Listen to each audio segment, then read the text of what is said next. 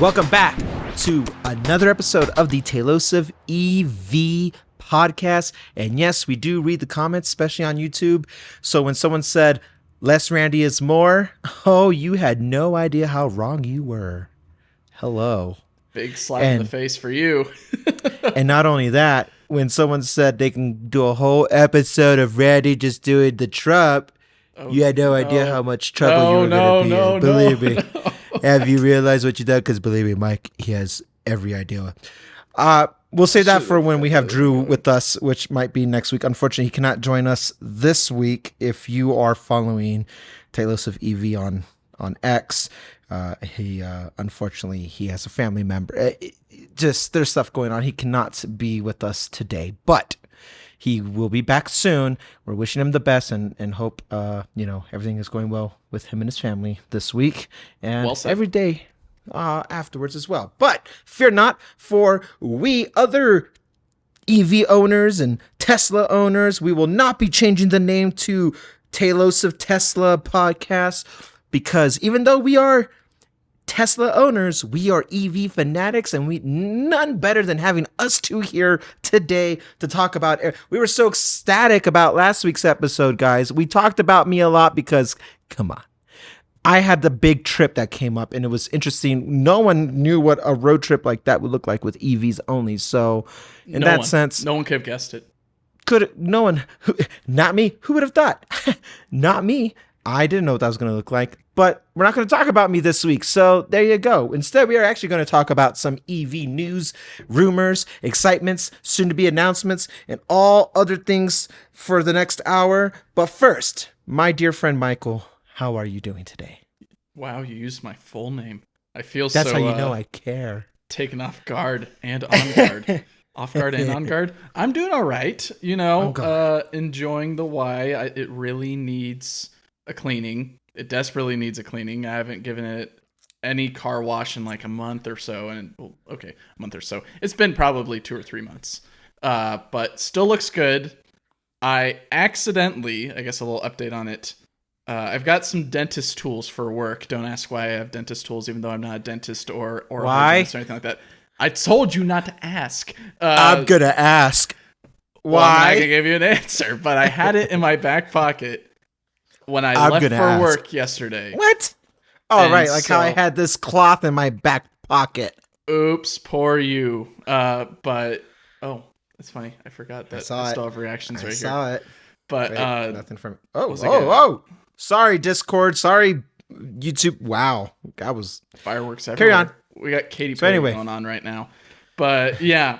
Had dental pokey tools in my back pocket and accidentally scratched up and poked a very tiny hole in the driver's side seat of my Model Y. I'll add it in post. I haven't taken a picture of it because I'm slightly embarrassed, and then also just didn't have time because I've been busy. There's my actual excuse. But yeah, so that's a bummer. But otherwise, the Y is in pretty decent condition. I found some sap that got on the paint protection film. If you just keep on cleaning it on regular cleanings over a period of 2 years, the sap will go away eventually. Flake off. Asking for a friend. Thank you for letting me know. I was worried. Yeah. I thought I would have to take that paint protection film off and put on new ones because it's kind of hard to take off sap with a chemical that might likely affect your PPF. So I figured, I'm gonna just leave it. It looks gross. Looks like someone just left some snot on it and it's all white and crusty. But wonderful visual for you audio listeners and video listeners, video watchers. Otherwise, besides all that, it's been all right. I'm honestly seeing a lot more F-150s in the wild than I've previously seen before. And it's slightly. It must be a California thing.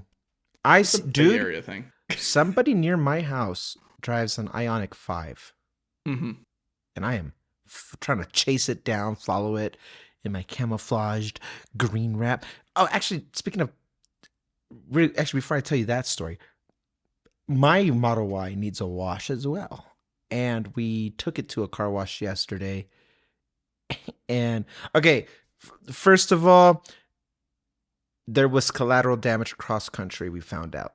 Unfortunately, Oof. the Model Y got some permanent scratches on the front. That is a huge bummer. It is. That sucks a lot. And that's something we were just like, it was one of those. We were just. So we went to go take it to the car wash just to get it clean. And boy, oh boy, does the Model Y shine. I forgot. We were like, woo, it was bright. And we ended up taking up like a little membership thing for like $22 a month. And you go unlimited amount of times and blah, blah, blah, blah, blah. But that was a shiny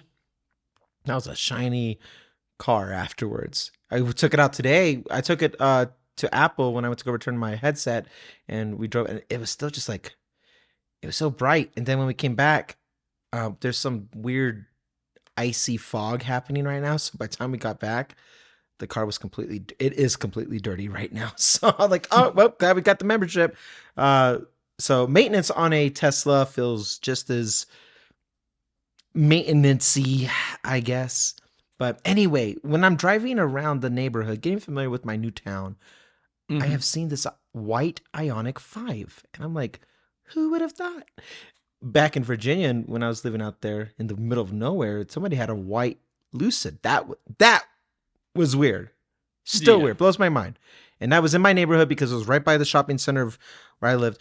Just blew my mind that I was there. But Ioniq 5, now that one, like, oh, that's more accessible, but who chooses an Ioniq 5? Well, this guy does. I've seen this car every other day since I've been here, so I know it's close by.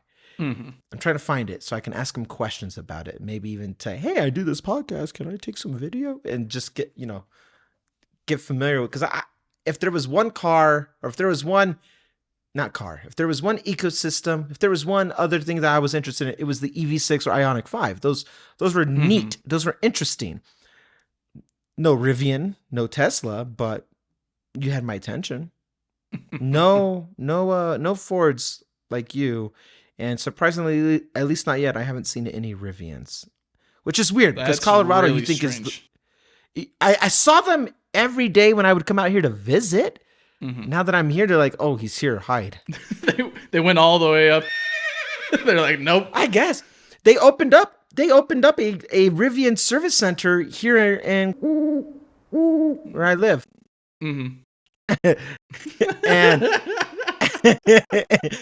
and now it's okay. It's a big city. I think I could say it like San Diego, and you can't find me, so that's fine. But either way, they opened up a brand new service center, so I'm gonna walk in there like, ooh, touch. I'm excited, man. I'll let you know how that turns out. But no Fords. I thought I'd see more trucks, man. I'll be honest with you. Being in a mountain terrain like that, you think trucks are like that's the go-to. I haven't seen any Fords like that. Everything's a Subaru or a Nissan or something, like a Titan. Yeah.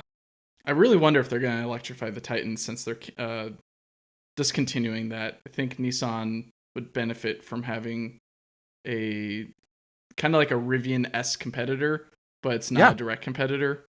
I agree. Pretty much a light utility truck. Still does small trucks, all things, if possible. Yep. Because you will meet it's like glamping. You don't really need a truck, but you want one, get a small truck.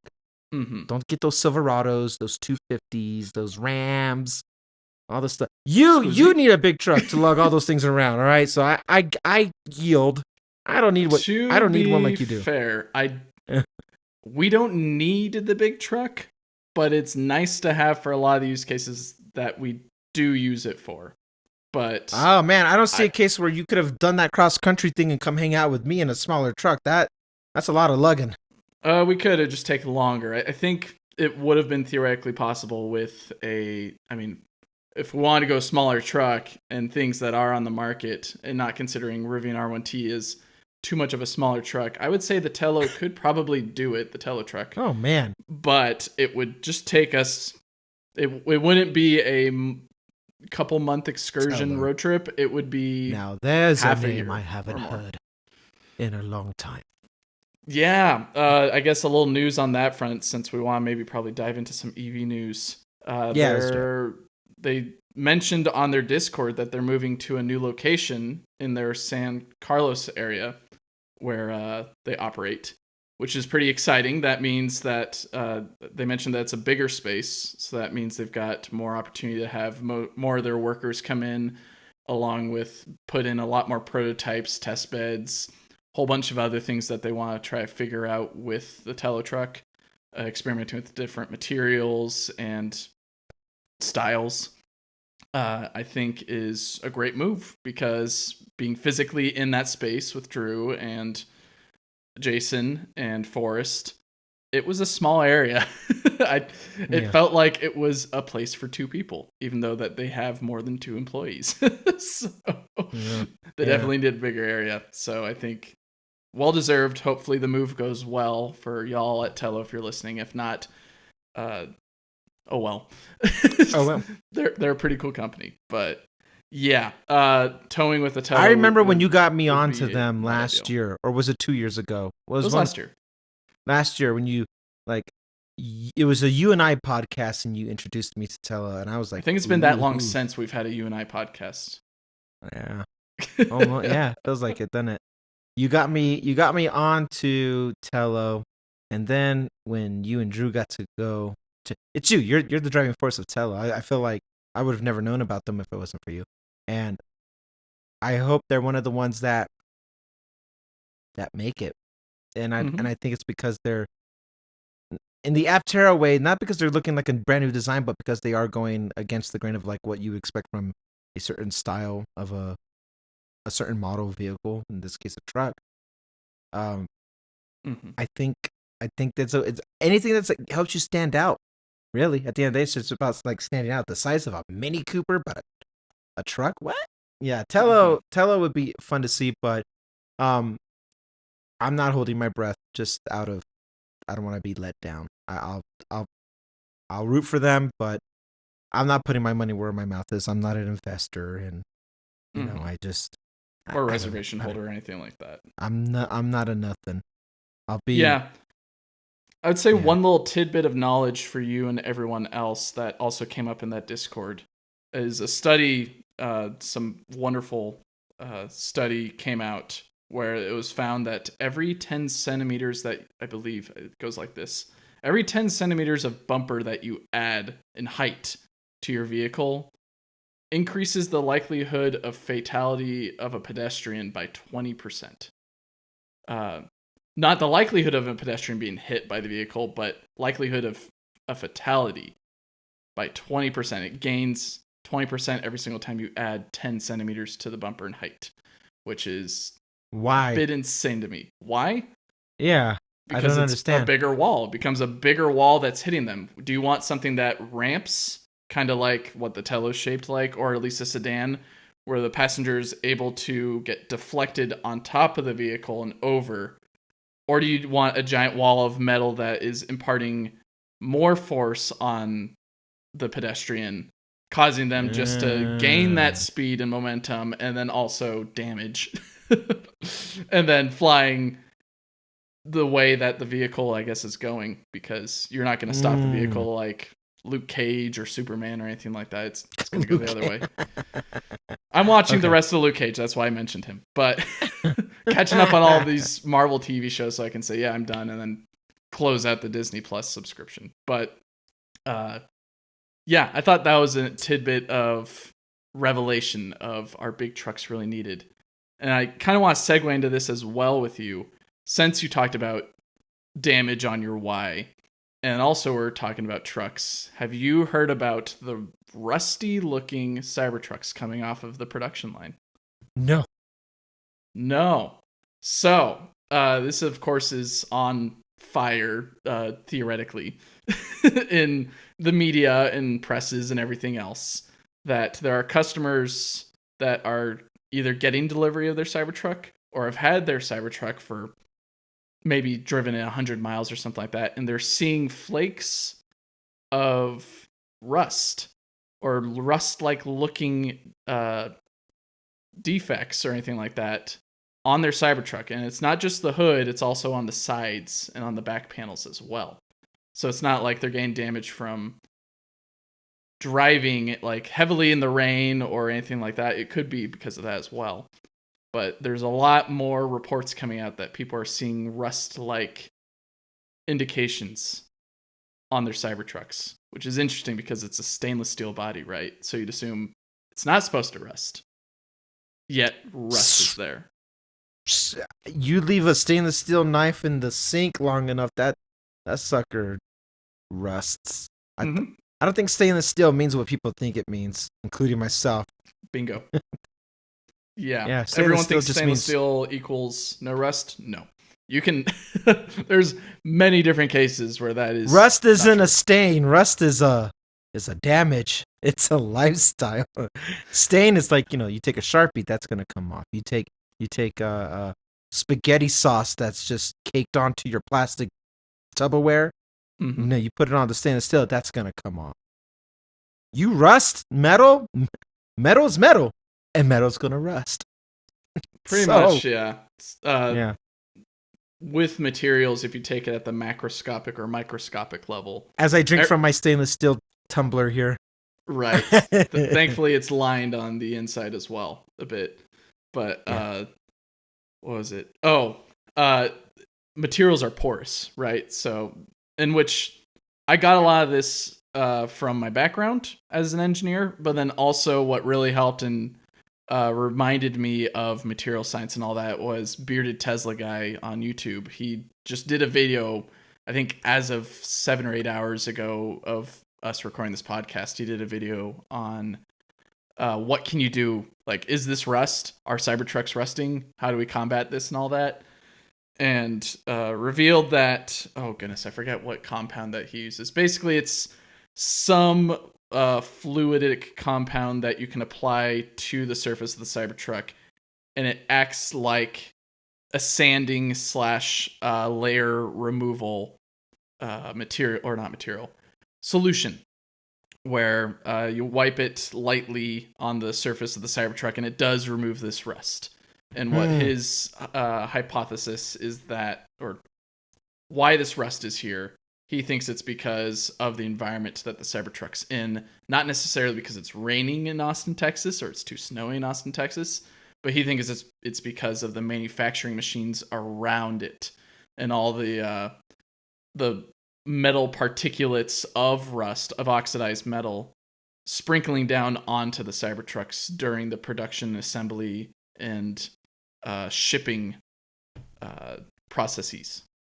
Which I think is not a bad hypothesis, in which the solution being you take off a very, very thin layer of metal, which hopefully gets rid of that rust in that area, isn't a bad solution, but it's not a permanent solution, which is slightly concerning because there's only so many layers of metal you can take off, even if it's micro levels. It's like a cavity.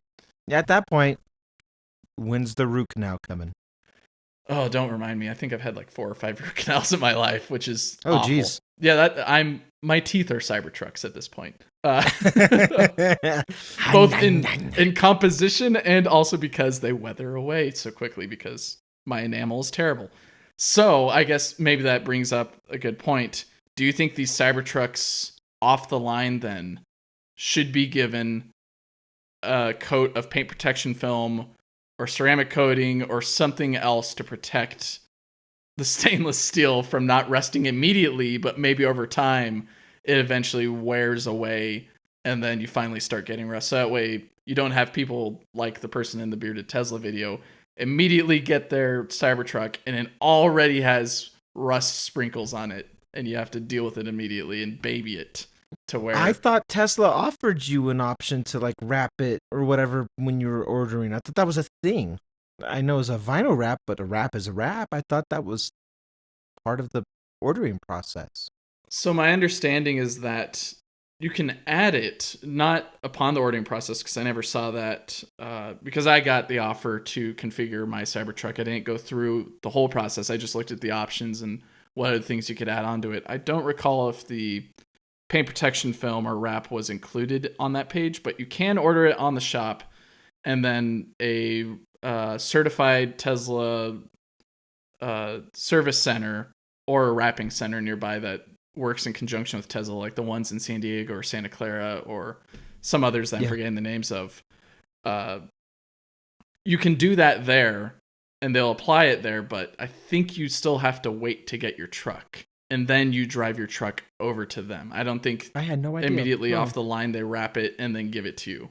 And which Well, honestly, I would be more in favor of what the process is probably right now, because I wouldn't want the rusted flakes to get on the Cybertruck or on my Cybertruck in the circumstance, and then them wrap over the rust, and then you don't know if there's rust underneath it. That's a recipe for disaster, because you think everything's fine for like 5 or 10 years, and then what do you know? You open your frunk one day and there's a hole starting to generate in the middle of your frunk. And you're like, what's going on?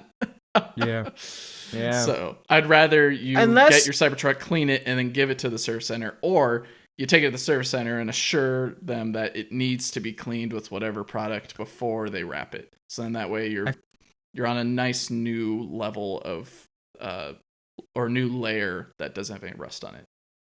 If bare minimum, if it's not going to come with some type of wrap, which maybe Tesla feels like it's not the responsibility,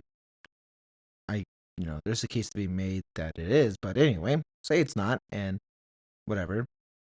There should be some type of program, some type of something that doesn't involve going through insurance, and you can get that panel replaced. So if the rust is on the hood, you get the hood replaced. If it's on the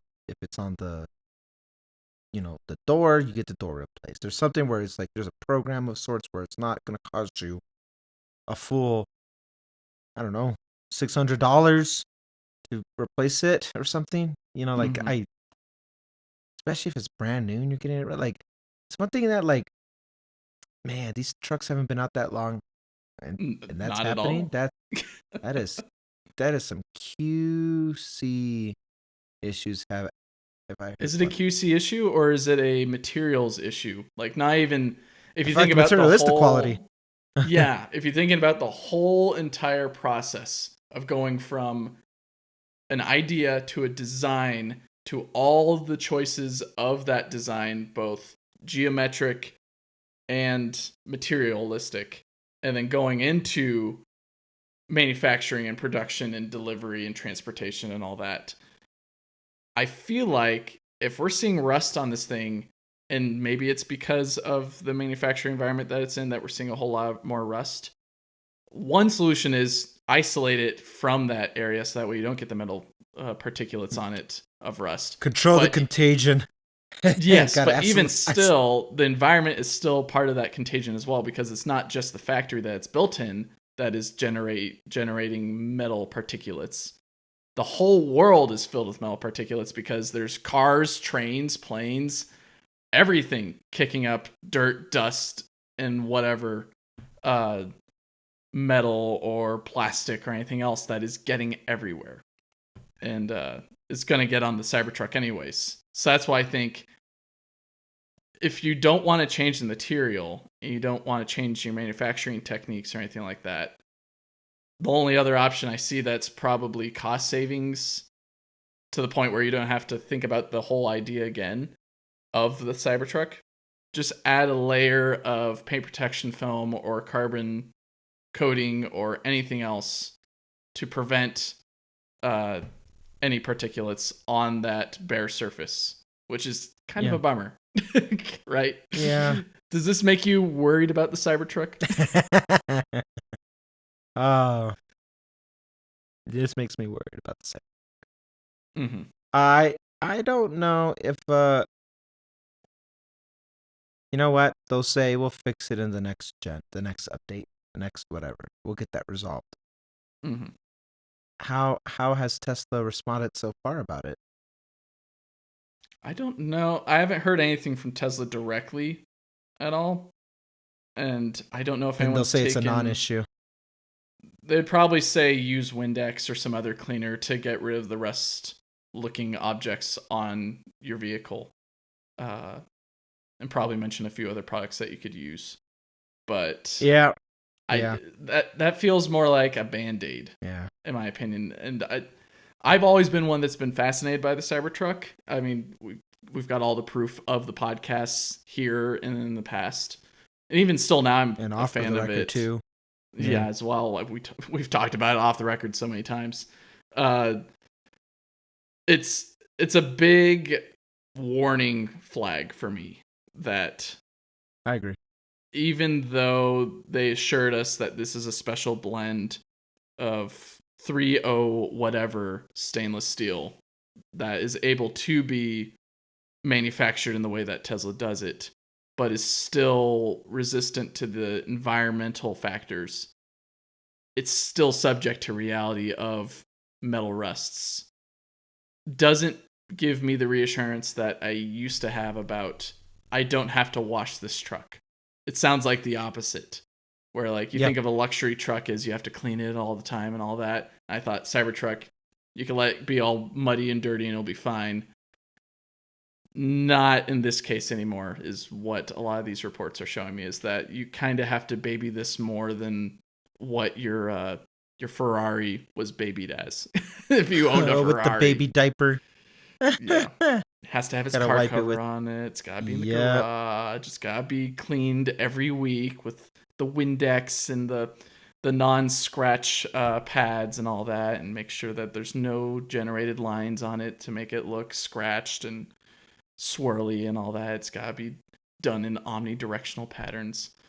It's a sobering reality check for me. Yeah. These reports. I do not disagree with you. I think canceling we haven't got our $100 back yet since we canceled. Interesting. I got mine back. I think you need to talk with Tesla. I'm gonna send a quick text to the missus here. I mean, like, mine was almost immediate. It was either same day or the day after. I got the $100 back for 2 of the orders. The one that I made just in case you had to reserve because it's a whole new naming scheme for the trucks. Just like how the Model Y went through the whole thing of we don't do the rear-wheel drive anymore. You have to configure for the all-wheel drive and everything else. And, now the wheels as well. We're not making those rims for the Y. You have to reconfigure for the rims. So I already got that one back, and then the same with the later VIN. But my earliest VIN that I made that night, I still have open, but I probably should close it because I don't think we're going to go forward with it, especially with this revelation that these things will rust. Oh, yeah. But it makes me rethink what is the future of electric trucks then?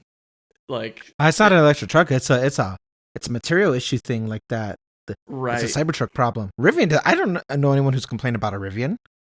Yeah, I mean, Rivian's got its own problems. I think Jerry Rig Everything's video highlights it pretty well. I mean, Jerry Rig, it speaks for itself, and I mentioned in the last podcast, they've got the highest, I think, owner's rating. I forget the specifics of the rating, but right. Jerry Rig was doing his own rigging of like, he was moving like sand or whatever, got into it, and now it's never coming out. He got dirt into like underneath the bed, and then he noticed in editing the video that there was plants growing in that dirt in his truck that he can't get the dirt out without having to tear panels off that are hard to take off. Yeah. It's got its own set of problems, in which I think Rivian could easily fix by having openable surfaces underneath to let that dirt out if either you are an owner and want to do it yourself, or you can. You ever have dirt in your vehicle so long it starts growing its own ecosystem? Never heard of that. And honestly, I don't live that. Well, my truck could have that. It probably has a bit of rocks in it because we've gone to a rockery, or what's another name for it? A quarry, and put a whole bunch of rock in it for a rock path that we made. And there might be some white rock or black rock still in the orifices of the bed sitting in there, and it can't get out. So it could be a very widespread issue with most trucks that have any openable, or I guess opening in the bed or up into the cab. It's just not as easy to see with the box design or the traditional design of a truck than something new like a Rivian, where you're able to kind of peek under it a little bit more just because of how it's constructed. Right.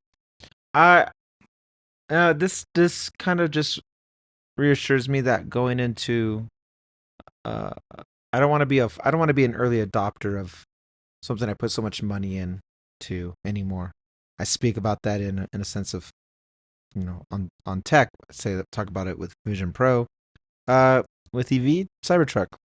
I wasn't the first Model 3 owner. I waited a couple years. I waited until 2019, and I did that intentionally. Model Y, kind of glad we pulled the trigger when we did, and it had a little bit more refinements to go along the way. I don't want to be the first of something, to have bragging rights of being the first to review something or whatever when you're putting that much money into it, because then when the flaws inevitably show, you're gonna get that much more like agitated, like, oh my god, I put $80,000 into this thing, and now it's rusting. I would be livid. I would be absolutely not. I could do that myself, especially if you're living in a place that's like just wet. Like, you're kind of screwed. Living in the Pacific Northwest or the was it the Southeast? You're just gonna have a rude awakening in the next few months. Or the PNW or the Southeast or anything that has high humidity or lots of storm, like anywhere but California, maybe. Anywhere but like Southern California, out into the desert part, like the Mojave Desert area. Like anything besides that, you'll be okay, maybe. Even that flooded last year. And even that flooded last year. So, like, nothing's safe. They closed the park down because they can't drive through it. Yeah. Oh, yeah. Do you think that maybe this could have been avoided if the Cybertruck came with paint instead of a stainless steel? Yeah, of course. I mean, every other vehicle doesn't seem to have this issue with paint. Well, immediately, yeah. Yeah. You see it eventually where vehicles rust, and it's usually because the paint gets worn away for some reason, or something else is going on where there's an exposed surface of metal and then it starts to oxidize and the rust appears and starts degrading the whole entire panel. No, I think like when it comes to trucks specifically, or if it comes to bigger vehicles, my heart and my eyes wander. They are beyond a Cybertruck. I don't have the slightest interest in owning one anymore. And hearing the rusting has just even more turned me off. I'm like, God, I don't want to deal with that. I want to see more Rivians. I want to see more legacy autos, do their EV thing. I've noticed that. I don't know where I saw this. I don't know if you've come across this. Somewhere on YouTube, obviously. The EV boom, people are saying that boom might have busted. And I feel there might be some merit to that.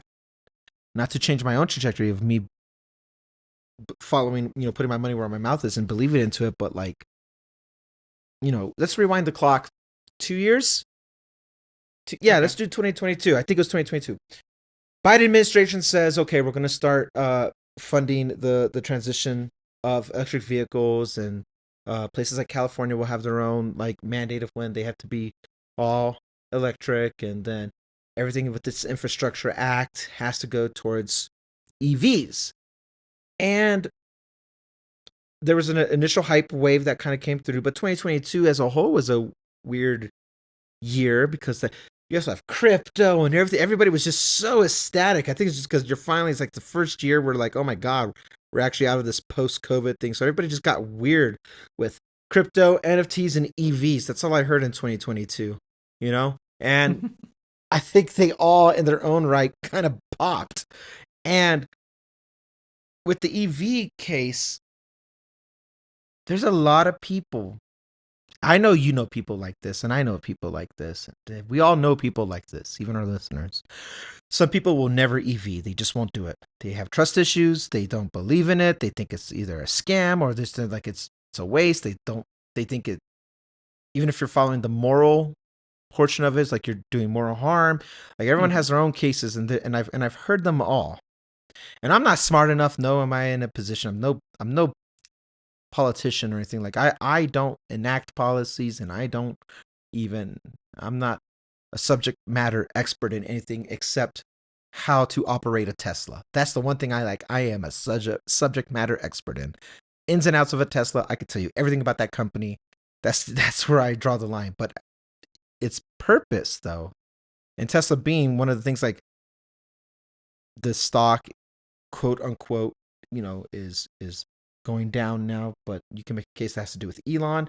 You can make a case that like Hertz is not redoing their EV rentals again, their business with them. Like this bubble or this boom busted. And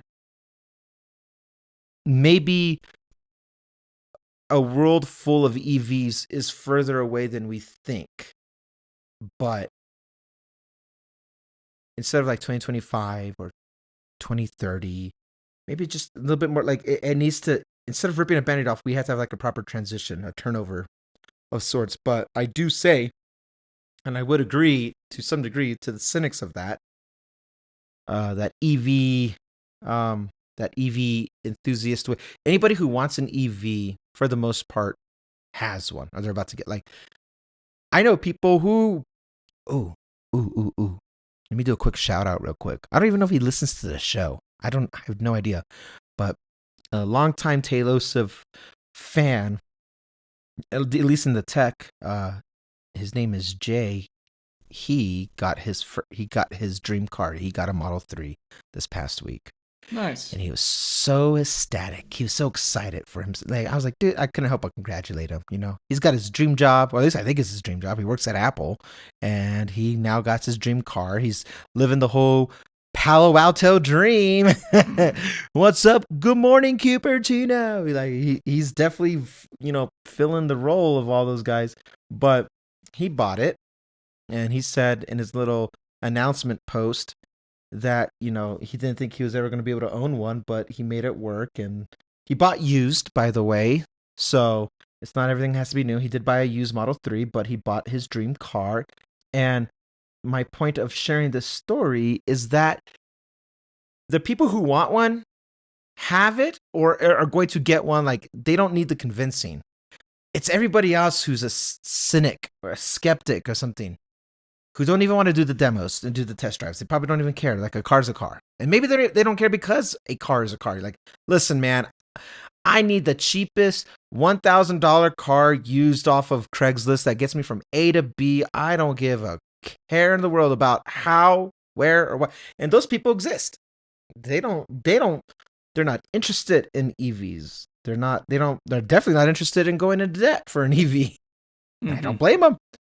But I'm on the other side of that coin. I'd say I'm on the right side of history. But call back to what Mike said last week. But I see what they're saying. I hear them. I understand what they're saying. I don't disagree. I don't have an answer, but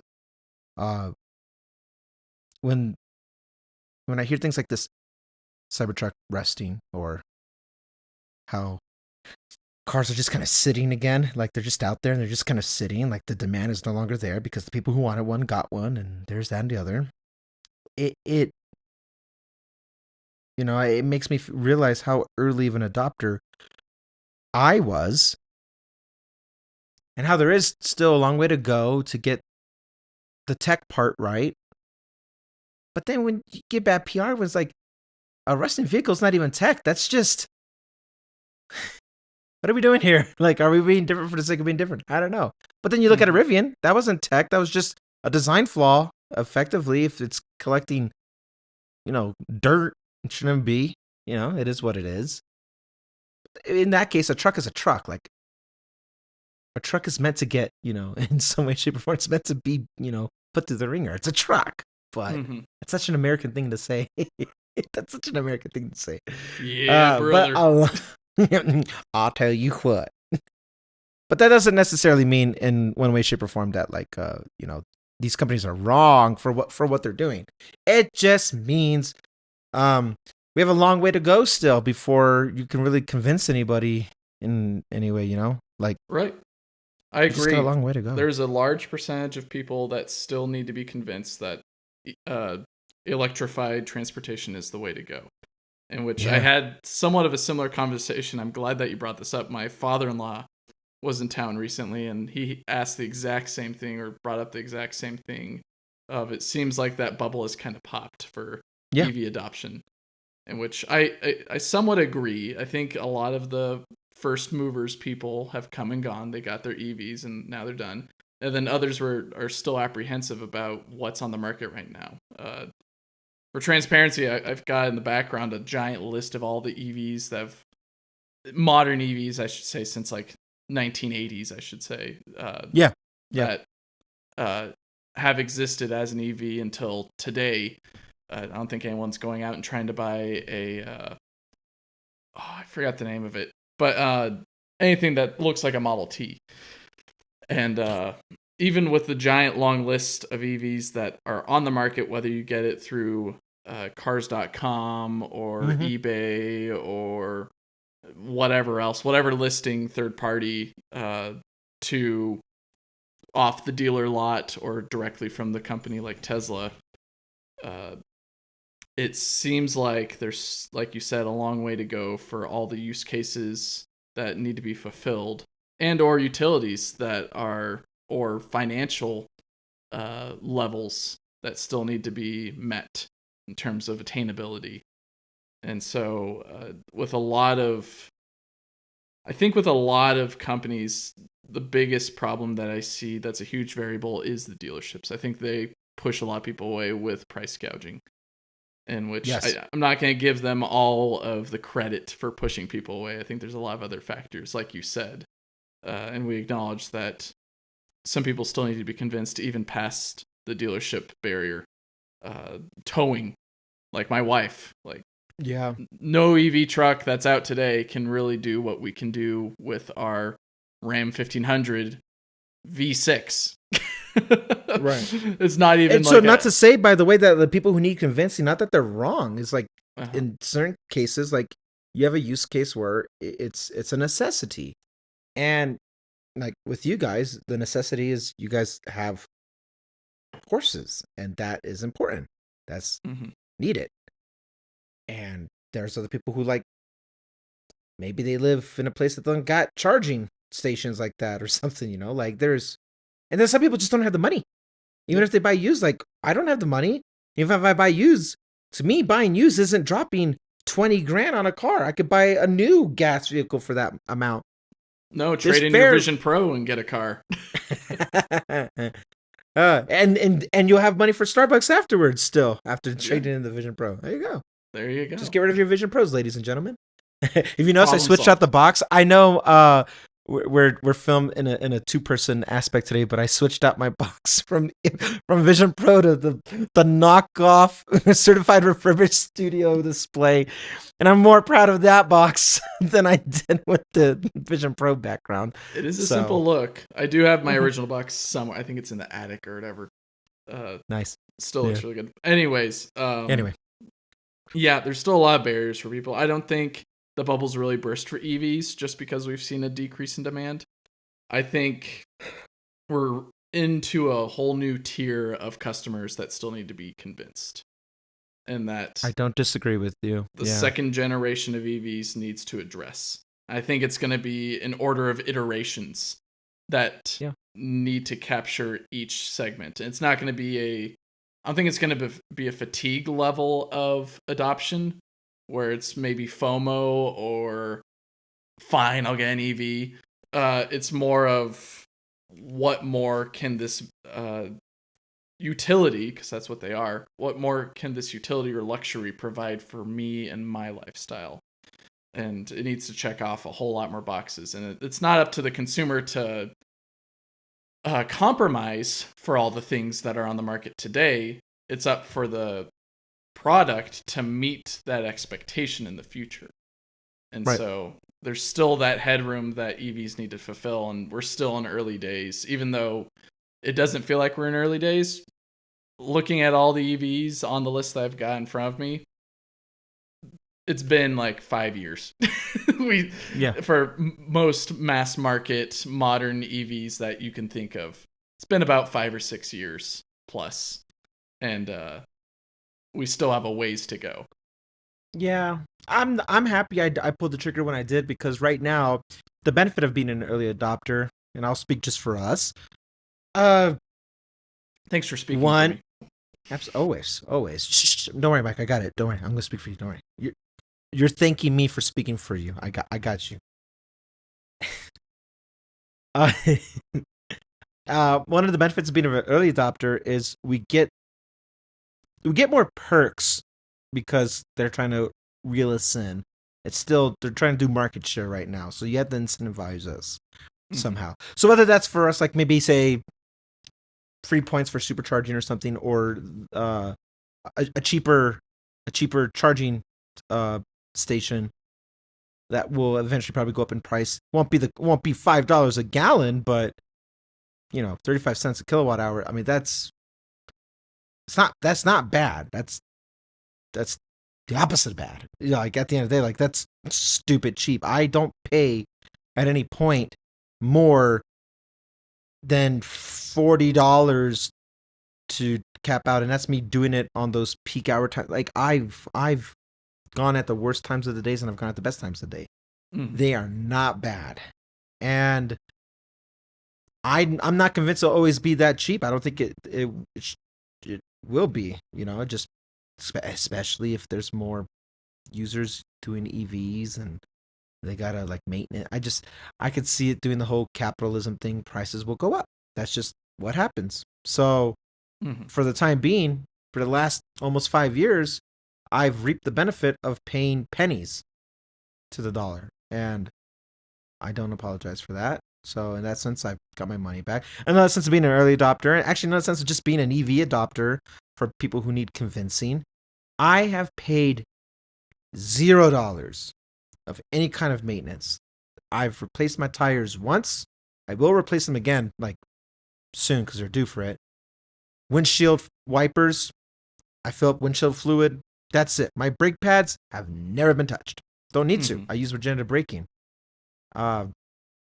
It's just the car still behaves new, and I don't see that really changing in the next couple of years still. So I can easily hit a decade with this car, 2029, and still be like, wow, it's been 10 years having this car. It's held up well. And that's 10 years of me alternatively oil changes, transmission fluids, timing belts, brake pads, all gas. Like it might be cheaper to buy it up front, but I'm paying more in the long term for it. And now that I'm an early adopter and I can see myself holding on to it, I stand by this statement: the longer you hold on to your EV, the more money you save, ultimately, because you're not having to pay all that extra stuff.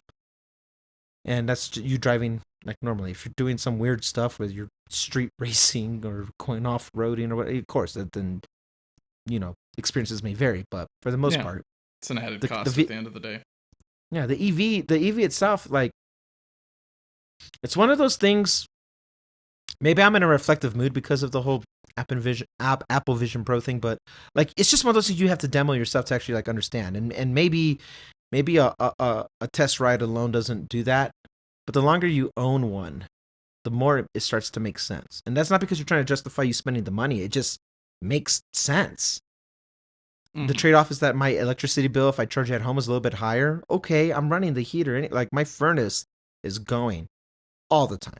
So like my furnace is actually right not acclimated to the cold weather yet. I see. All right, bro. My basement is freezing. Sounds like you need. It's not. Hang on. Completely un-EV related. It's colder in Virginia. I'm gonna say it. Colder in Virginia. Yeah. The snow here was fun. It's been cute. But it's the wind. It's always the wind. It's never not the wind. It's the wind that sucks. Wind chill is real. Yeah. But colder, actual feeling the cold, colder in Virginia. Yeah, I said it. But anyway. Yeah, so that's not my case for being an early adopter or EVs, but just an observation I've made of my own, trying to be as objective as possible. That yes, people need convincing, but at the same time, like, what do you need convincing on? Range? Like at this point, it's you have to retrain your brain on understanding how to use your car. You don't need to don't treat your car like it's a phone. That's it. That's literally it. Your car is not your phone. You don't need to charge it like that every day. It doesn't need to be at 100%. I'm never at 100%. Only cross country trips and stuff is 100%. So range. What else do you need convincing on? Quality control? I can't speak for Tesla. Like that. Some things just suck, I guess. But there's other cars, cheaper cars than Tesla out there. Yeah.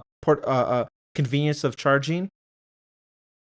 I guarantee, like, you have at least one or two. Even people who live in small towns, there's got to be something there. There has to be.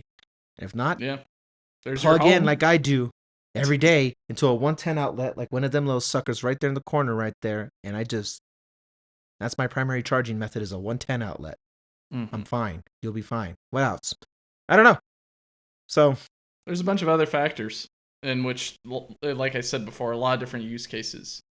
And so I recognize that a whole lot of people both need to realize that's a different way of transportation, even though it looks very familiar. It's a bit alien in how the daily tasks are for it. Yeah. And then also just tuning your brain to what it's like driving it. It may feel somewhat similar. The manufacturer might make it feel a lot similar, like Porsche does, with not having regen braking really occur until you hit the brake, which is funny to me. But yes, yeah. Like, wait, what? Yeah. No. Then yes. So I think that it's a whole time thing, and it's a whole technology that we need to develop more. And I don't think it's going to all happen in the span of like a year or two, or 5 years, or 10 years. I think it's going to take 2 or 3 decades to get a meaningful percentage of people interested and engaged. And then many more after that. And whether there's restrictions or any other things like laws that require you to go electric or anything else like that, it kind of just depends on how things go, but you can still hold on to what you got and it works, and you can work on it a little bit better. But even so, a lot of them are a little bit more electrified to where you can't work on it easily. So it's an interesting problem in which maybe there's going to be a company that makes it a little bit easier to work on your EV, like Aptera, where they're very much supportive of right to repair, and they send you the parts in a big box, and they send you a nice little manual. It's going to be like IKEA for cars, but a lot more reliable. Yay, IKEA. I've ordered a few things through IKEA recently, and all the naming and all of the building is all that struggle that you hear about is real, and it's pretty funny. I laugh every single time I have to build something from IKEA. But yeah, it's an interesting world. Something that I also wanted to bring to light, kind of segueing into it since we're talking about trucks as well. And specifically trucks that we kind of thought were dead. Have you heard of the company LANDX, Randy? Yes. Yeah. Have you seen their product? Not recently, but yeah, I've seen the product before. Yeah, it looks familiar, right? Specifically like a stormtrooper, but a truck. Jeez. Specifically a Lordstown Endurance. with the same founder. No. This is the same thing. Is this a scam? Is is this a scam, Mike? I think it's a scam. Is this a scam? Am I jaded? If you think it's a scam, does scam. it need to be explained that it's a scam or not? Well, some people thought EVs were a scam. I guess so. LANDX. No, this guy already lost. He's already out of the game. He got tapped out. The music stopped and there was no chair left for him. I don't know. He's Chapter done. 11 is very flexible, Randy. Evidently, this LANDX, the Lord's no.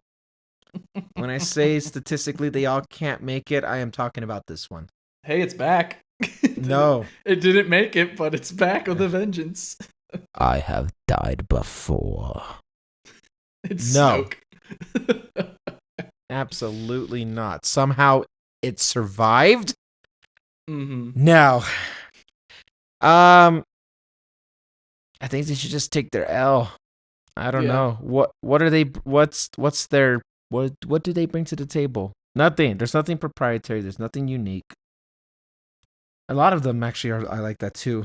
But so it sounds like maybe not ethically, but in terms of rankings for your viewpoint on these companies, it seems like the founder behind LANDX and Lordstown has dropped below your sour feelings towards NIKOLA at this point. Ooh. That's a...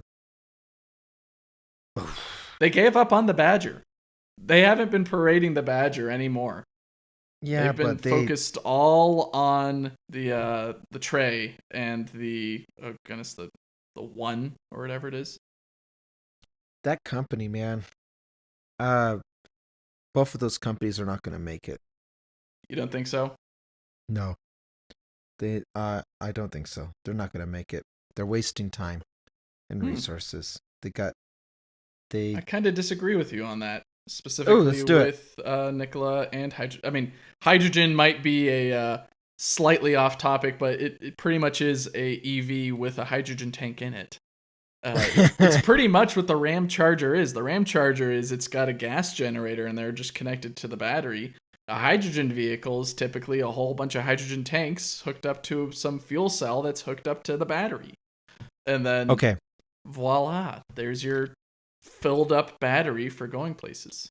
Here's why they won't make it.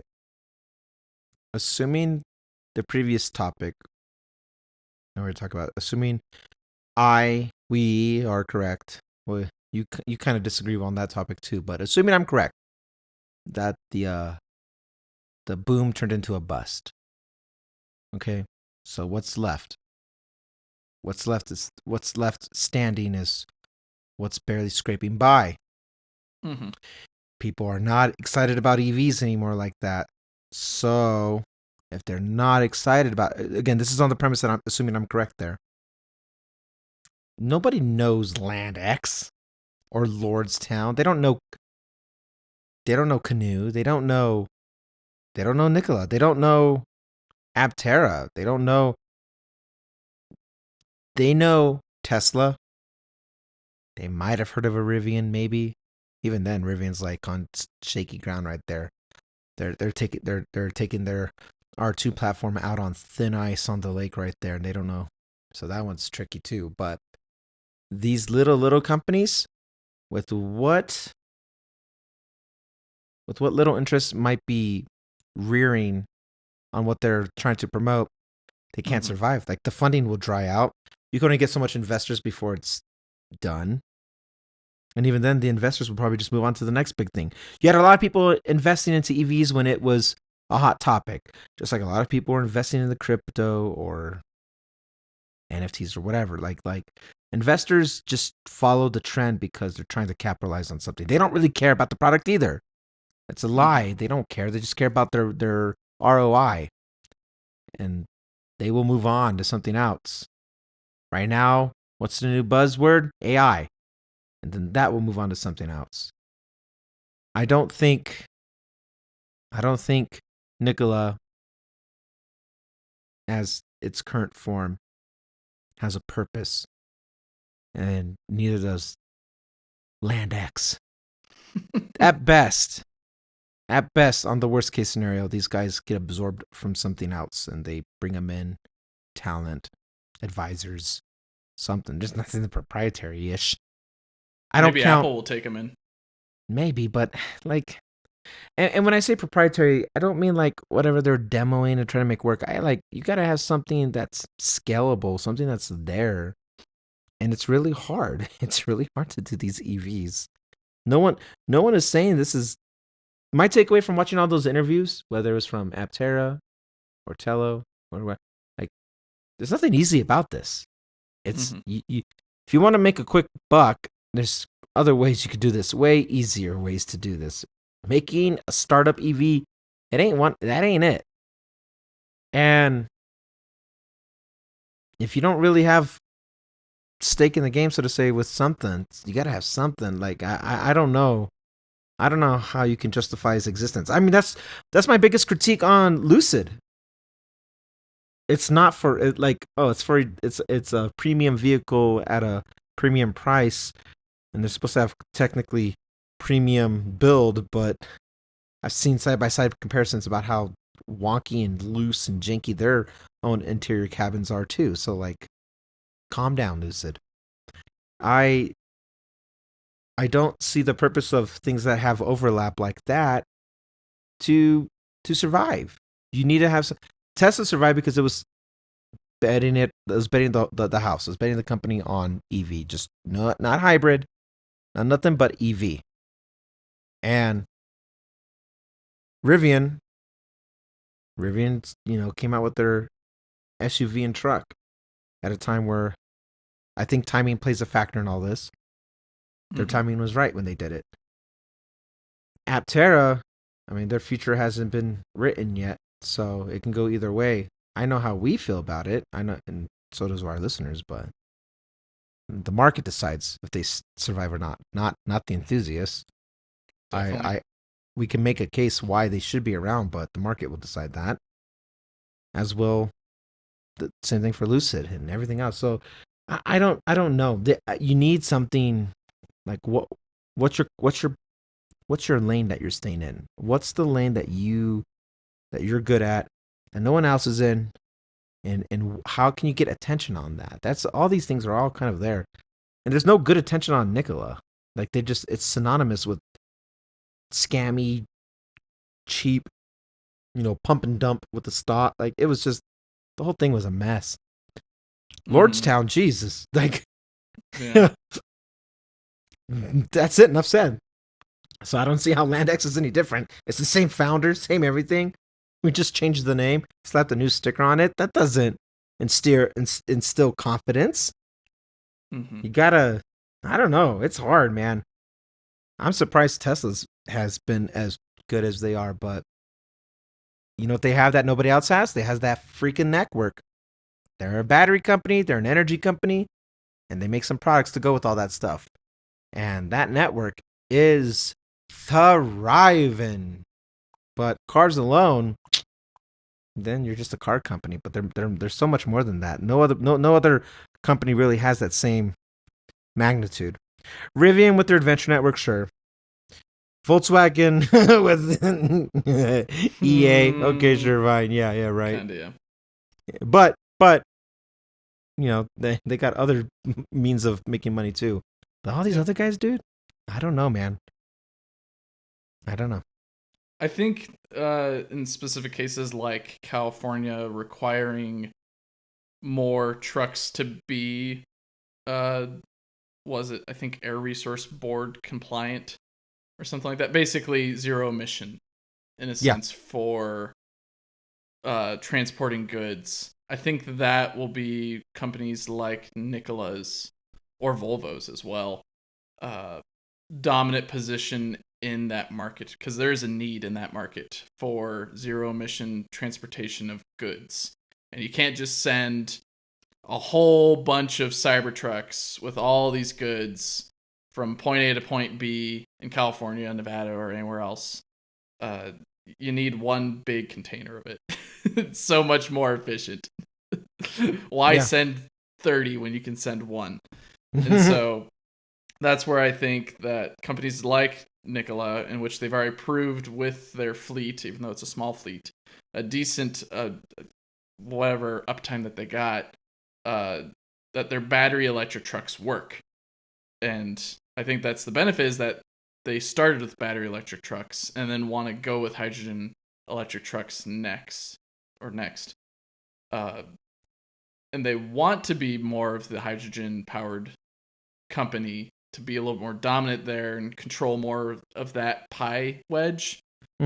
Because they know that it's going to be tough to keep up with competitors like Tesla, who already have the infrastructure, already have the backing, already have capital and everything else, and the technology to get it done. And they have to struggle with it. Might as well go for something that no one else is really an expert in, or at least is an expert in a industrial sense. And so stuff like that, I think, is a smart move business-wise to go forward with, because that need exists. In which I think that just comes down to the fundamentals of, does that type of energy make sense for transportation? And I've had these conversations with Drew and many other people in the community, and at least it's my opinion and also foresight that hydrogen makes sense on the commercial end for semi trucks and all that, or boats or planes and all that, but doesn't make sense for commuter private or smaller scale vehicles like SUVs and pickups and all that. You're making a different case of the whole in a different scale. Like, I don't mean one for one, but you're making the same case as like I see the similarities between gas and diesel. You know, commercial vehicles moving product don't use gas. Diesel is a better fuel, because it burns longer. And people who it's more efficient. People who use diesel are like, those are meant to be like running long term.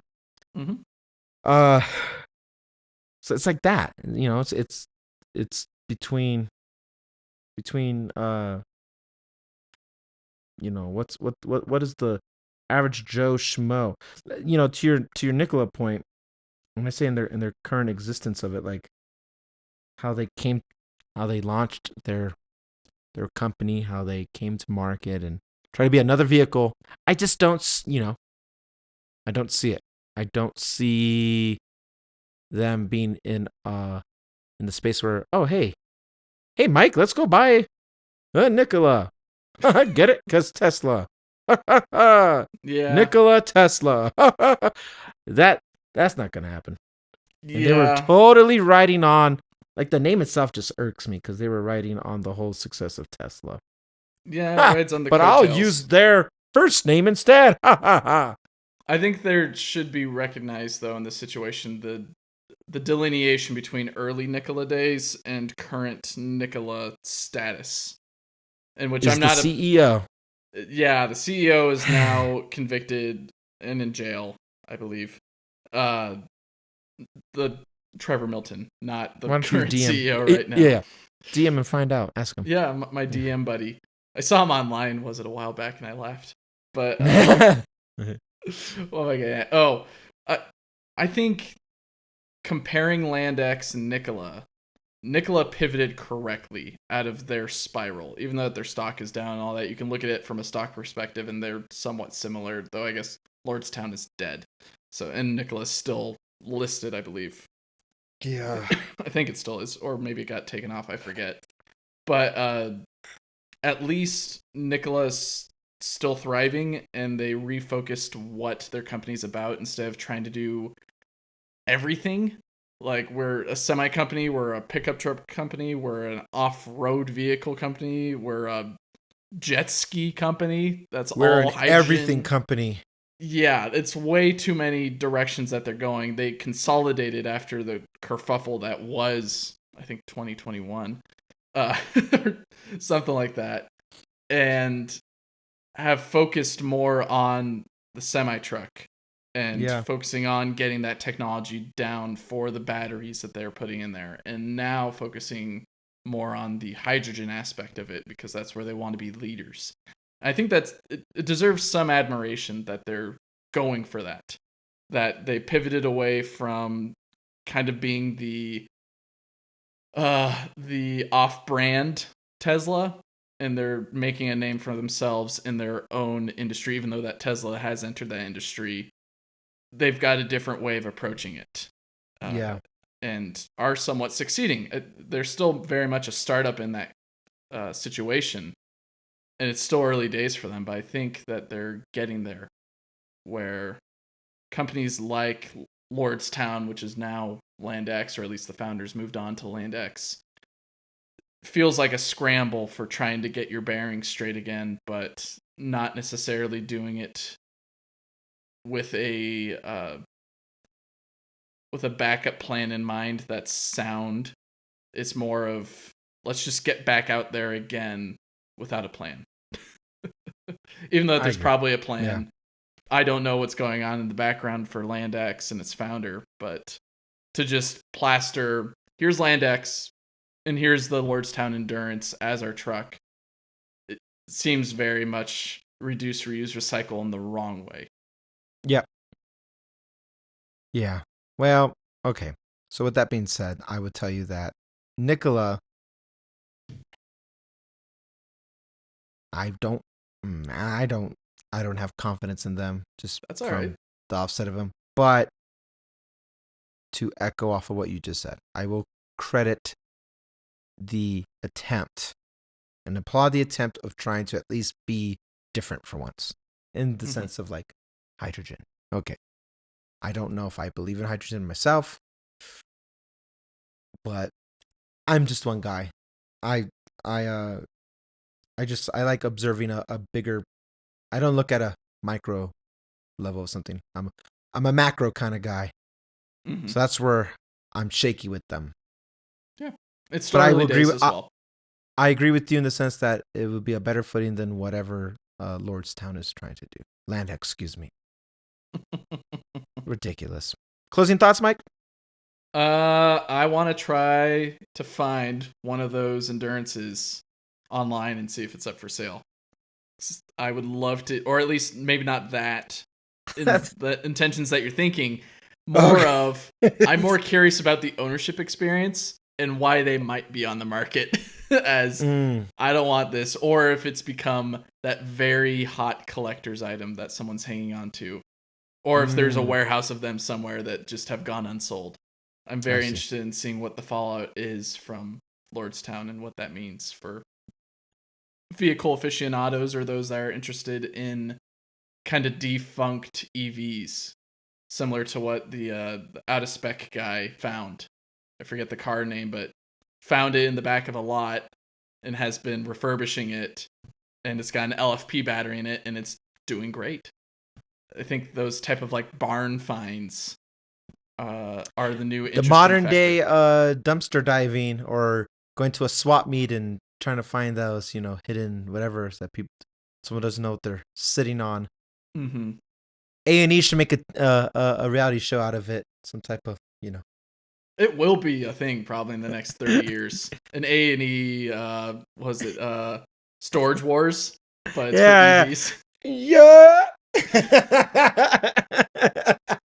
I am so glad you caught on to what I was doing. I'm familiar with some of the A&E shows. I've met those guys. They came down to San Diego for something, and they are just like how they look like on TV with this whole little and all that. Absurd. There's one on Judy Justice the other day, and it made me laugh. Yeah. But anyways, those are mine. Anything from you? All right. Closing thoughts. I look forward in my new chapter of life. I look forward to seeing. What's exciting about being back into a city is seeing all. I feel like I was a bit unplugged from the crowd I feel like I would associate with, in the sense of like vehicles and stuff like that. Like I saw a couple Teslas here and there, sure. Mm-hmm. But the fact that there's an Ioniq 5 near me, and I know there's other EVs floating around. I have seen Rivians. I'm surprised of how little I'm seeing them. Mm-hmm. I look forward to, now that I'm back in the city, I can see what people like. To me, that's how I look at the market. Like, I just pay attention to my surroundings, and through and through. I'm rooting for Rivian in every sense, and we'll talk more about it as the time gets closer for the R2 announcements and stuff like that. But I like seeing different EVs in real life. I like look at ooh, look at that. Oh, look at that. It shows me a little bit of vibrancy of this whole sector, and maybe not everything's as busted as people will proclaim that they are, just based off of what I'm observing in my own surroundings. So definitely, the day is still young for EVs is my thought. Thank you everyone for joining us today, and hopefully we'll have Sir Drusiv back at the helm here and next week or whenever. And if not, Mike and I can I tell him, Mike? Can I say it? I'm gonna say it. I'm gonna say it. We were going to play a game today, a game that has been played before that I haven't been able to play yet. That's all I will say. Maybe we leave it there. We'll leave it there and maybe save it for another time. Guess what might be coming if Drew comes back or if he doesn't come back.